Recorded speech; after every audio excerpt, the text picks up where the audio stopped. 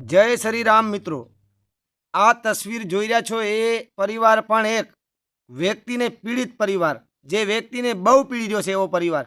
આ પરિવારની આખી કહાની તમને હું કહું અને આખો ઓડિયો સાંભળજો કે સણોદરા ગામના જે જામજોધપુર તાલુકાના જામનગર જિલ્લાના ભાઈ છે શ્રીમાળી સાધુ, નામ છે નરસિંહદાસ મુકુમદાસ સાધુ.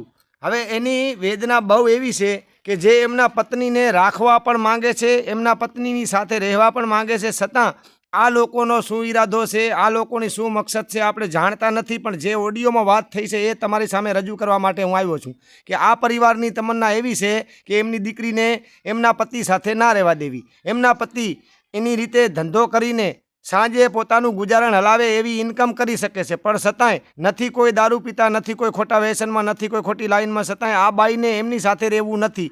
મારા અંદાજ ઉપરથી મને એવું લાગે છે કે આ બેનને એમના પતિ ગમતા નથી. પણ ના ગમતા હોય તો મારું કહેવાનું સાહેબ એ જ થાય છે, કાયદાની રીતે કાયદો કામ કરે, કાં તો કાયદાની રીતે તમે છૂટાછેડા આપી દો, નકર બેનને બેનના સાસરે વરાવી દો. મારું કહેવાનું એ જ છે, પણ નથી સાસરે વરાવતા અને સામેવાળા વ્યક્તિને ત્રાસ આપે છે. તો સાંભળો આખો ઓડિયો. હેલો. હાલો. હા, કોણ? નરેશભાઈ વાત કરું છું સળોદર થી. બોલો ને. હવે મારે થોડુંક ઘરનાવનો પ્રોબ્લેમ છે. શું હતું? બોલો બોલો. મારા ઘરના છે ને આજ 12 વર્ષથી મને બહુ હેરાન કરે છે. કઈ જ્ઞાતિમાંથી આપણે સાહેબ? નરેશભાઈ શ્રીમાળી સળોદર.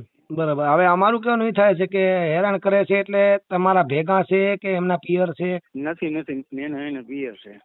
એટલે ફરિયાદ કરેલી છે તમારા ઉપર એવું કઈ છે?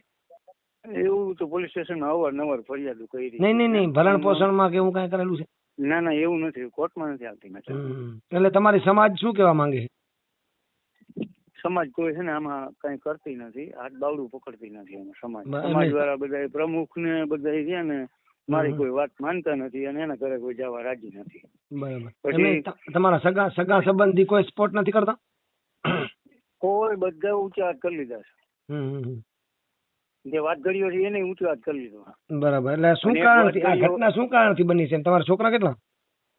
મારે એક છોકરો છે. બરોબર. હવે મારે મેટર એવી છે, આજ 12 વર્ષથી અવારનવાર આવા બધા છે ને ઝઘડાઓ થાય છે અમારે બે વચ્ચે. એનું કારણ એ છે કે એનું ફેમિલી એવું છે, સમજો તમે.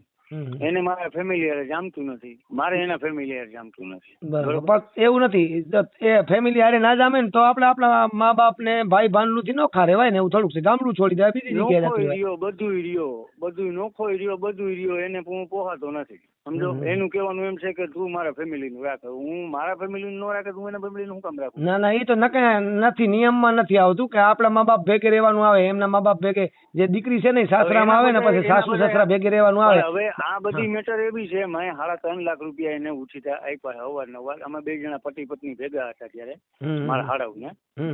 હવે ઈ વ્યક્તિએ મારી હારે કુંડારું એવું કર્યું, બરોબર છે, કે તમે મને દીધા જ નથી.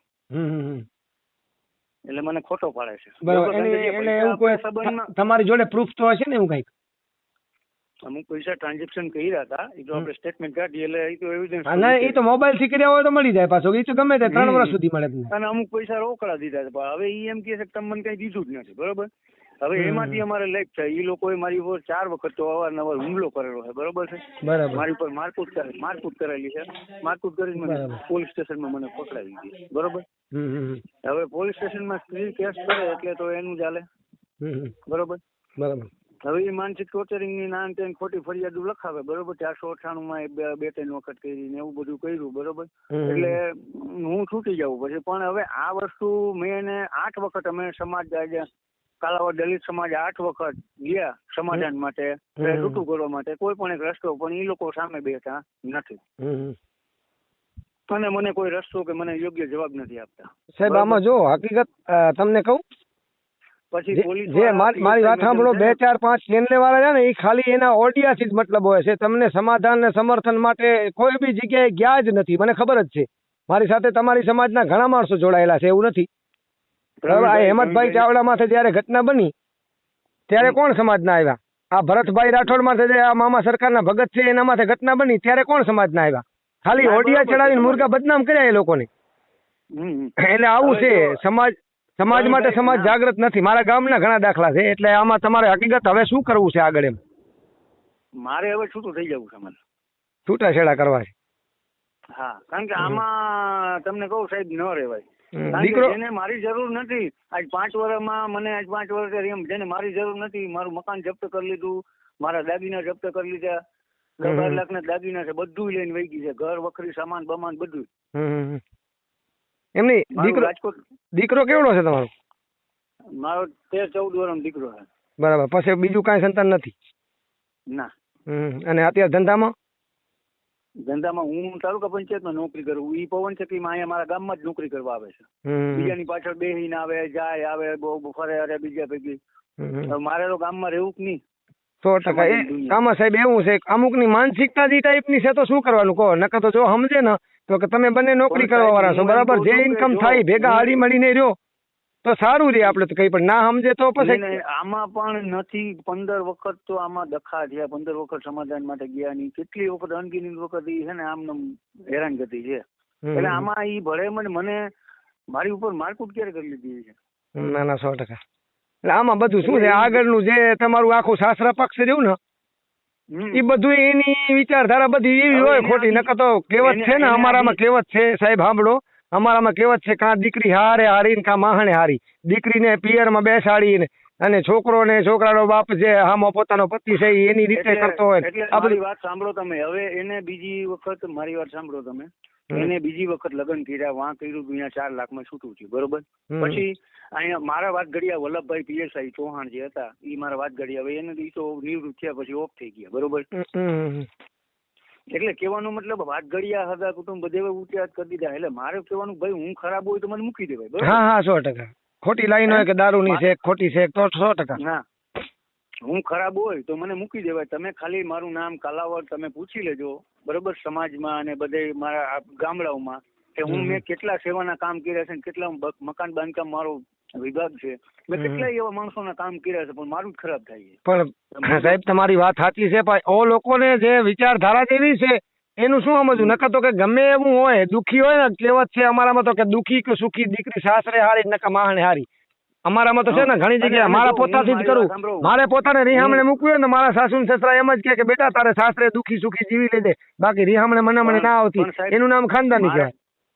મારે એવું હોય તો હું કોઈ બીજી બાઈને કે કોઈને બેહાડી ન લઉં. મારે એવું કઈ કરવું નથી. હું કાયદેસર કોઈ વસ્તુ ગુનામાં આવવા માંગતો આવતો નથી. મને છે ને વસ્તુથી મને બસ છૂટો કરી દો, બસ મારી રીતના હું સ્વતંત્ર લાઈફ જીવીશ, બરોબર ને? હવે ઈ લોકો કોઈ વાતને સમજતા જ નથી. અને ઓલું કહેવાનો મતલબ શું છે કે આ ઓલું હેરાન કરવાની વાત છે, સમજો તમે? મારે મારી જિંદગી જીવવી તો ખરા ને. આ 35 વર્ષની ઉંમર થઈ ગઈ, હવે મારે શું કરવાનું? ડોહી બાપુ મારા આંધળા, મારે શું કરવાનું? દેખાતું નથી. હાવ થાકી ગયા. 75-80 વર્ષની ઉંમર છે ડોહીમાં. મારે લુગડા મારા હાથે ધોવા પડે સાહેબ. સાહેબ જો હારા ઘરની દીકરી હોય ને આપણે ઘરે આવલ તો એમ જ કે મારા માવતર છે એની સેવા હું કરીશ, ઈ સાચું ધર્મ છે. બાકી હવે કે મારા મા બાપ ને રાખવા તારા મા બાપ માં નથી જોતા તો આનો મતલબ શું? એટલે મને આમાં સાહેબ તમે કઈક એને ફોન કરી કે અહીંયા જઈને મને આમાં રસ્તો લઈ ગયો. રસ્તો હવે તમે કાયદેસર રીતે તમે છૂટાછેડા માંગણી કરો. હવે તમારી સમાજના નિયમો શું હોય તો આપણને કઈ ખબર નથી. તમારી સમાજના અમુક નિયમ હોય. મારી સમાજનો નિયમ એવો છે કે અમારે સમાજમાં એવું છે, આ લોકો સમાજ વાળા અહીંયા ઘરે જવા રાજી નથી. તમે એમ નહીં, અમારામાં તો નિયમ જ જો કોર્ટ બોર્ટ કઈ આવે જ નહીં. અમારે તો મારી સમાજમાં મને ના મજા આવે ને તો એને ઘરે મૂકી આવું, એને ચિઠ્ઠી લખીને થેલીમાં નાખી આવું. ચિઠ્ઠી વાંચે કે તમે તમારે ઘરે અમે અમારે ઘરે, પછી કાંઈ મતલબ જ ના હોય એને ઘરે અમે અમારે ઘરે. એટલે તમે મારા વતી એટલું કામ કરી દો મને એમ. હા તો હું આગળ તપાસ કરાવું, બરાબર ને? તમે કહેતા હો તો ઓડિયો આપણે વાયરલ કરીએ એટલે એ લોકોને થોડીક ખબર પડે, બીજું શું. હા બસ એ ઓડિયો વાયરલ કરો અને એને કહો કે ભાઈ આ રીતના આવી રીતના કોઈને હેરાન ન કરાય. મારે મારી જિંદગી છે. આપણે એના નંબર આપો તો એની સાથે ચર્ચા કરીએ, એમાં શું હોય. હા લખી લ્યો નંબર, ચાલુ રાખો. આમાં ના બોલતા કાંઈ વાંધો નહીં. તમે મને છે ને પર્સનલમાં છે આપણે જે ભાઈ સાથે લાઈનમાં છે ને એ ભાઈને મને કહો એટલે નંબર મોકલે, હું મારી રીતે ચર્ચા કરી. આપણે નંબર બધે શું કામ ફેલાવો જોઈએ? ઓકે, મને આમાં મદદ કરજો પ્લીઝ. હાલો, વચ્ચે એક ઘટના આવવાની આવી હતી, ઓટોમેટિક સોલ્વ થઈ ગઈ. આ કુદરતી ભગવાનને કરવું હશે ને તે ધમકી મારી ને ધમકી એને એવી લાગી ગઈ કે આ તો કલાક થાય 4 જગ્યાએથી ફોન કર્યો એટલે એ ભાઈ એવા પાટા ઉપર આવી જાય, એ દીકરીને બેસાડીને બેઠા હતા 60 વર્ષની ઉંમરના. ઈ કે હું સમજુ કે તમે સમજો? મેં કીધું તમે સમજો છો એ તો મને ખબર હે ને, હું ક્યાં ના પાડું છું. એટલે તો તમે દીકરીને હા. બેસાડીને બેઠા છો, સમજણ વાળા હો દાદા. હા. મારે ઘણું શું કામ કેવું જોઈએ? પણ તમે મારા કરતા વધારે સમજો છો. પણ ભલે રાખી તો રાખો, પણ તો ઓને નિર્દોષ ને હેરાન ના કરો, એનો ન્યાય તો આપો કે છૂટા કરી દો. હું કામ કરું છું? મારું એમ કેવાનું છે હા, જે હા, બસ, બસ. આમાં અને ક્યાંક ને ક્યાંક હે ને જે ભલે કાયદાનું કામ કરે પણ કાયદાનો ખોટો દુરુપયોગ થઈ છે સાહેબ ના ના, ક્યાંક. 100%.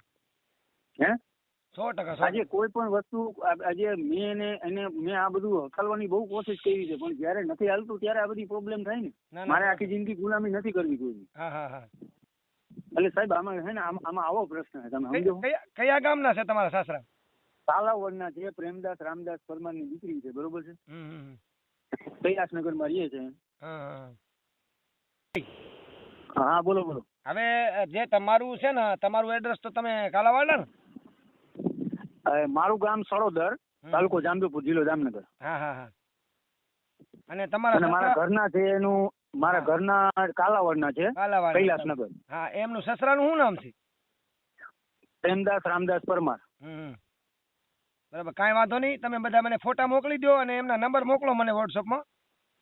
હા હા. હો, એટલે એ બધી ચર્ચા મારી રીતે હું કરું, શું કહેવા માંગે છે. નકર છૂટું કરી નાખાય, બીજી મગજમારી તો મટી જાય. આ કાયમને માટે હેરાન થવું, આપણે માંડ કરીને મહેનત કરીને 2 પૈસા કમાઈ, ઘરે કોર્ટમાં જાય, પોલીસ સ્ટેશનમાં જાય, આપણે અરે સાહેબ, ખાડામાં મારે મકાનનો મારું જે મકાન જપ્ત કર્યું છે ને એનો હપ્તો મારામાંથી કપાઈ છે, મારું બધું દાગીના લઈ ગયા છે, મારું બધું લઈ ગયું છે. હવે મારે શું કરવું? પણ તો એ તો પુરાવા હોય તો પોલીસ સ્ટેશન ચાલી દો ને કે હપ્તા હું ભરું છું, કાયદેસર મારું છે ને ઓલા લોકો કેમ ધણી થઈને બેઠા છે? એમાં તો તમે દાવો કરી શકો છો ને. પણ હું પોલીસ સ્ટેશનમાં ગયો તો પીએસઆઈ મેડમે એમને સમજાવ્યા હતા, તમે ટાઉન પોલીસ સ્ટેશનમાં પૂછી જોજો. કલાકવાર એનું ઇન્ટરવ્યુ લીધું મારા ઘરનાનું, એમનું પણ એ ન માન્યું. એટલે ખોટી માનસિક ટોર્ચરિંગ ની માં એસપી સાહેબમાં ફરિયાદ કરવા જાય, વાં જાય તો હવે શું કરું તમે કયો? એટલે હું એમ દબાઈ ગયો છું સાહેબ. ના ના, 100% કાંઈ વાંધો નહીં. એમના નંબર નાખો અને અને કાંઈ પણ એને સામે કોઈ બોલું તો મારી ઉપર મારકૂટ કરે. એમના નંબર નાખો ને એમના ફોટા નાખો, હમણાં વાયરલ કરી દો. હા. હો, અને તમારામાં આવે એટલે તમારે જે ગ્રુપ બીજા હોય ને એમાં સેન્ડ કરી દો, એટલે તમારી સમાજ બધી જોઈ શકે. હા.